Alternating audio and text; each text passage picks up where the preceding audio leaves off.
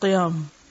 حضرت عمران بن حسین رضی اللہ عنہ بیان کرتے ہیں کہ مجھے بواسیر کی تکلیف تھی، نبی صلی اللہ علیہ وسلم نے فرمایا صلی قائما فإن لم تستطع فقاعدا فإن لم تستطع فعلى جنب، کہ ممکن ہو تو کھڑے ہو کر نماز ادا کرو، اگر طاقت نہ ہو تو بیٹھ کر، اگر بیٹھ کر ادا کرنے کی بھی طاقت نہ ہو تو لیٹ کر نماز ادا کرو۔ یہ حکم کس کے لیے؟ بیمار کے لیے، لیکن اصل کیا ہے؟ قیام۔ نبی صلی اللہ علیہ وسلم نے دیکھا کہ کچھ لوگ بیٹھ کر نمازیں ادا کر رہے ہیں۔ آپ نے فرمایا بیٹھ کر نماز ادا کرنے والے کو کھڑے ہو کر نماز ادا کرنے والوں کی نسبت نصف ثواب ملے گا۔ نبی صلی اللہ علیہ وسلم کی عمر زیادہ ہو گئی تو آپ نے جائے نماز کے قریب ایک ستون تیار کرایا جس پر آپ نماز کے دوران ٹیک لگاتے تھے، یعنی پھر بھی بیٹھتے نہیں تھے، ٹیک لگا لیتے تھے لیکن کھڑے ہو کے پڑھتے تھے۔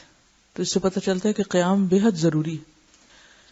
نبی صلی اللہ علیہ وسلم رات کا بڑا حصہ کھڑے ہو کر نوافل ادا کرتے اور کبھی بیٹھ کر، یعنی فرض نماز تو آخر عمر تک آپ نے کھڑے ہو کر پڑھی، لیکن نوافل کبھی بیٹھ کر بھی۔ جب قرات کھڑے ہو کر فرماتے تو اسی حالت یعنی قیام سے رکوع کی حالت میں منتقل ہوتے، اور جب بیٹھ کر قرات فرماتے تو اسی حالت میں رکوع بھی فرماتے تھے، یعنی اگر قیام کھڑے ہو کے ہوتا تو رکوع بھی کھڑے ہو کر، اور اگر قیام بیٹھ کر ہوتا تو پھر رکوع بھی بیٹھے بیٹھے ادا کرتے۔ ایسا نہیں تھا کہ پھر کھڑے ہو کے رکوع کر کے پھر سجدے میں جائیں۔ اور کبھی آپ صلی اللہ علیہ وسلم بیٹھ کر قرات فرماتے، جب قرات سے 30 یا 40 آیات باقی ہوتی تو آپ صلی اللہ علیہ وسلم کھڑے ہو کر ان کی تلاوت فرماتے، پھر حالت قیام سے رکوع میں چلے جاتے۔ دوسری رکعت میں بھی آپ صلی اللہ علیہ وسلم کا یہی معمول ہوتا، یعنی کبھی آپ بیٹھ کر بھی قرات فرماتے، جب 30-40 آیات باقی ہوتی تو کھڑے بھی ہو جاتے۔ تو اس سے کیا پتہ چلتا ہے کہ ایک ہی رکعت آدھی بیٹھ کے اور آدھی کھڑے ہو کر بھی ادا کی جا سکتی ہے، خاص طور پر جب طویل قیام ہو۔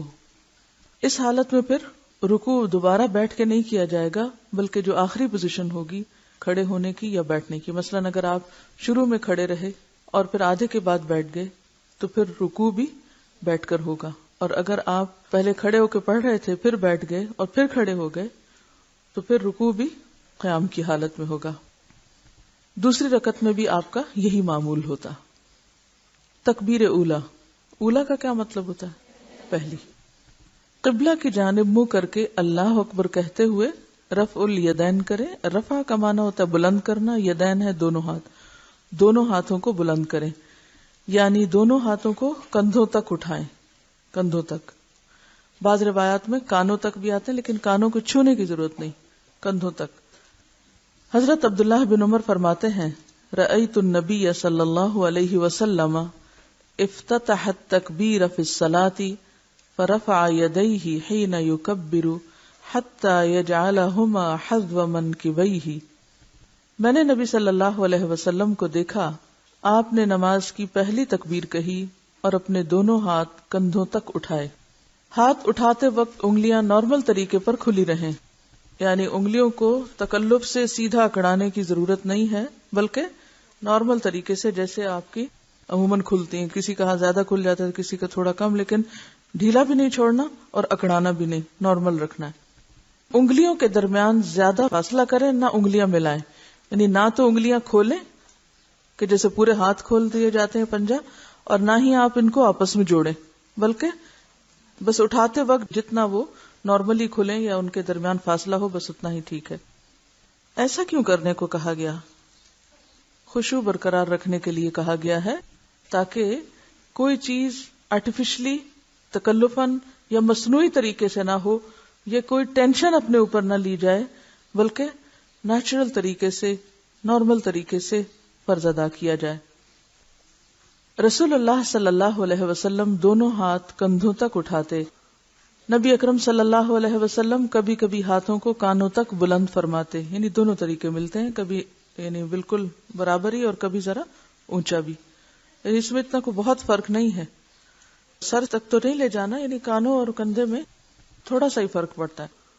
شیخ البانی فرماتے ہیں کہ رفع یدین کرتے وقت ہاتھوں سے کانوں کو چھونے کی کوئی دلیل نہیں ہے، ان کا چھونا بدعت ہے یا وسوسہ۔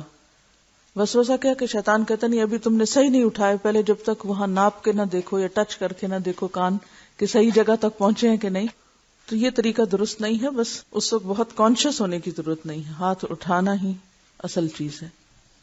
مسنون طریقہ ہتھیلیاں کندھوں تک یا کانوں تک اٹھانا ہے۔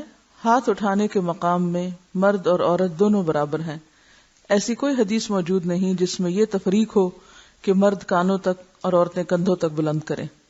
پھر دایاں ہاتھ بائیں ہاتھ پر رکھ کر سینے پر باندھ لیں۔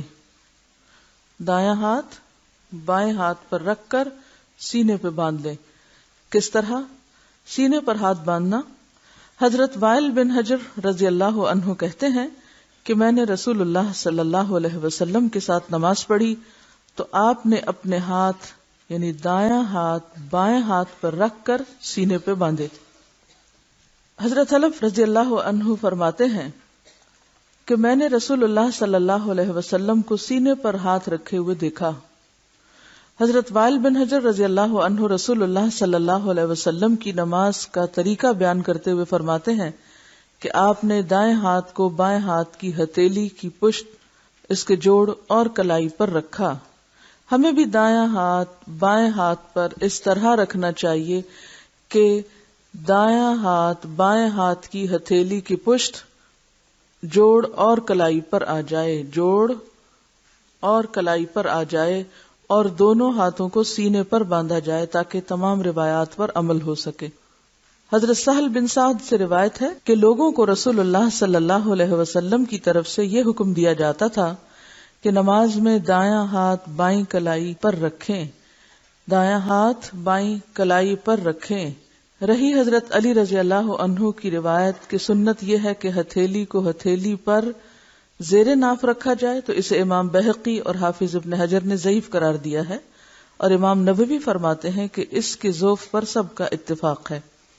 تو اب آپ دیکھیے کہ ہاتھ کیسے آپ رکھیں گے، ہتھیلی پر، ٹھیک ہے، تو انگوٹھا اور چھوٹی انگلی کہاں آ جائیں گے؟